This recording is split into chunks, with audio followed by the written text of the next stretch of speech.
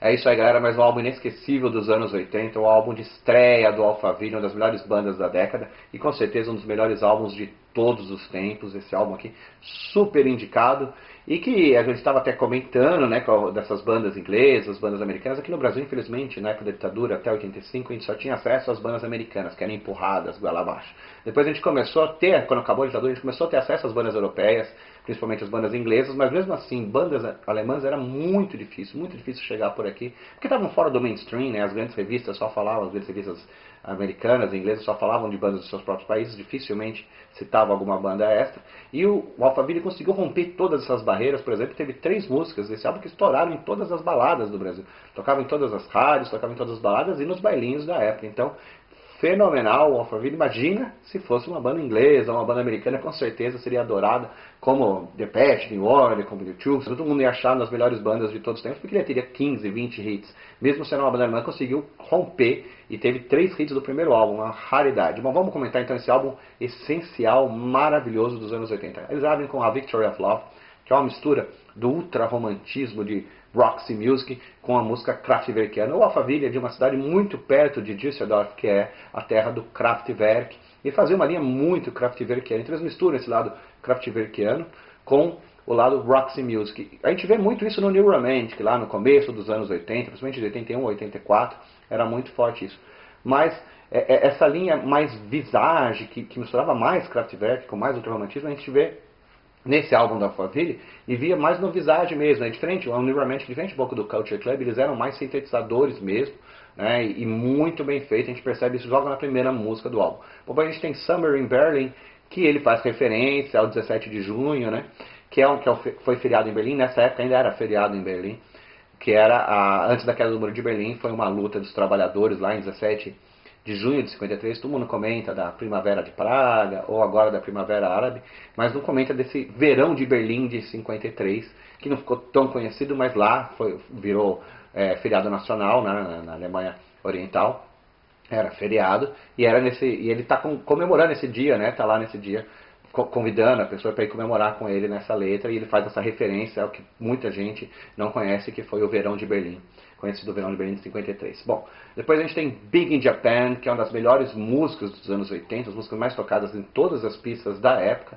chegou a quebrar barreiras, de liderar na Noruega, na Suécia. Inclusive foi quando o Alphaville liderou esse álbum, chegou ao topo da parada na Noruega, na Suécia, que influenciou muito bandas que a gente adora, como a A-Ha, né? A A-Ha tem muita influência do Alphaville, principalmente desse primeiro álbum do Alphaville. Então, eles estouraram em todo mundo com Big in Japan, e isso impulsionou muito a venda do álbum. Também tem elementos de música oriental misturada a sintetizadores, que é uma das maravilhas do Alphaville, conseguir fazer essa mistura, e com uma música apaixonante, viu? Uma música apaixonante dos anos 80, e tem até um detalhe interessante, né? Quem frequentava casas como a Woodstock nos anos 80 vai lembrar que o DJ da época não tinha esse single, né? O single de Big in Japan. Na verdade foram lançados 2 singles, tem um 7 polegadas, depois foram lançados 2 12 polegadas, esse foi o primeiro, apenas com a versão instrumental e a versão 12, e esse que tinha 3 versões da Big in Japan. E essa daqui era a raridade total mesmo. E aí o DJ não tinha, mas o frequentador levava na festa todos os sábados. Você chegava lá no sábado, chegava um pouco mais cedo, via o frequentador na fila ali para entrar com o disco. Porque naquela época, galera, não dava para baixar a música, você não tinha CD gravado, você tinha que ter o 12 polegadas, porque também ainda estava com a versão original em pista, porque nunca pegava. Tinha que ser uma versão 12, para ter essa versão 12 só o frequentador tinha. Então era muito legal, uma cena que me marcou demais. Eu devia ter 12, 13 anos, eu já via a galera levando na matinê, e depois, quando era no sábado, quando eu ia à noite, o mesmo frequentador levava lá o vinil, porque é uma raridade, como tanto quanto esse segundo álbum do Alphaville, que saiu até no Brasil, e achar a versão nacional dele completamente fora de catálogo é uma raridade. Mais fácil achar Ovo de Pombo do que achar esse segundo álbum do Alphaville. Bom, essa é Big Japan, também estourou em todo mundo comentando desse detalhe interessante. Depois eu queria destacar To Germany With Love, que é uma música também que faz suas referências políticas, mas tem um detalhe interessante. A banda é totalmente synth-pop, né, o tecnopop da época, estourando em todo mundo. E eles usam baixo sintetizado lá, Human League. Você percebe a fase que o Human League está fazendo The Lebanon, com aquele baixo fenomenal, ou um baixo Peter Hook, que ele faz também dedilhado. Nessa música eles usam bastante esse recurso, né? Então ele acaba misturando os sintetizadores com esse baixo forte, que era a característica do New Romantic, e também a característica do New Order, né? Uma coisa que a gente percebe muito legal dessa faixa que eu queria destacar. Bom, a gente vai pro lado B. Lado B, fenomenal, já abre com Forever Young, que é considerada uma das melhores músicas de todos os tempos, sem dúvida uma das melhores letras de todos os tempos. Inclusive teve muito cover, né? A Laura Branigan fez um cover que ficou famoso e dizem que ela cantou esse cover do All of Faville até os últimos shows. Ela morreu em 2004, até os últimos shows da vida dela ela cantava todo o show, ela encerrava com esse cover, né? Fazia o bis, a música final com Forever Young, esse cover maravilhoso do Alphaville. Entre outras pessoas também, a Sandra fez cover, por exemplo, de Big Japan, cantando em alemão. O Alphaville influenciou muita gente. Né? Inclusive a Laura Branigan estava comentando, e essa música virou um marco de todos os bailinhos, todas as baladas, chegava no meio da noite e tocava Forever Young, né, na hora da sessão das lentas. Mas também teve a versão 12 polegadas, que também fez muito sucesso, que é essa versão Special Dance Mix, que foi lançado, 12 da época, e essa tocava no meio da noite mesmo, na parte dançante da noite, né? Porque ela tem um beat bem mais acelerado, diríamos assim, do que a versão original. E ela virava muito bem com Soft Cell, já estava num outro ritmo, né, com Pretenders, algumas músicas que estavam estourando na época. Então tem essas duas versões apaixonantes de Forever Young e o clipe é inesquecível. Bom, queria destacar mais duas músicas desse álbum. Sounds Like a Melody, que é uma música fenomenal, que chegou inclusive a estourar no Brasil na época nas baladas, como eu estava dizendo. Conseguiu romper a barreira, né, uma banda alemã chegar a estourar aqui.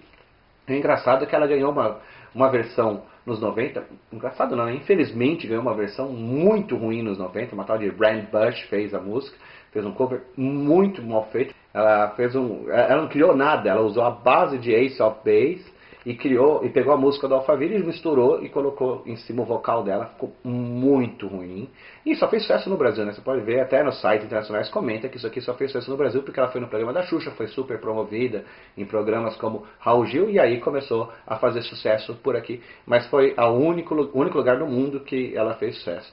E claro, né, todo mundo, no mundo inteiro, todo mundo gosta da versão do Alphaville, que é a versão original, que é a versão que a gente toca na festa Autobahn, que é lá dos anos 80, a música maravilhosa, Sounds Like a Melody. Bom, para completar o álbum, tem The Jet Set, que é uma música que ele faz a sua crítica à alta sociedade alemã, né, ele dá umas cutucadas na alta sociedade, de uma forma brincando assim, falando que ele... Mas é uma referência também ao New Romantic, né, comentando a coluna social alemã, quem queria estar na coluna social, quem pagava para estar na coluna social, quem queria aparecer mesmo lá na Alemanha. Muito legal também para encerrar o álbum The Jet Set, música maravilhosa, que também tem um clipe muito interessante, super indicado.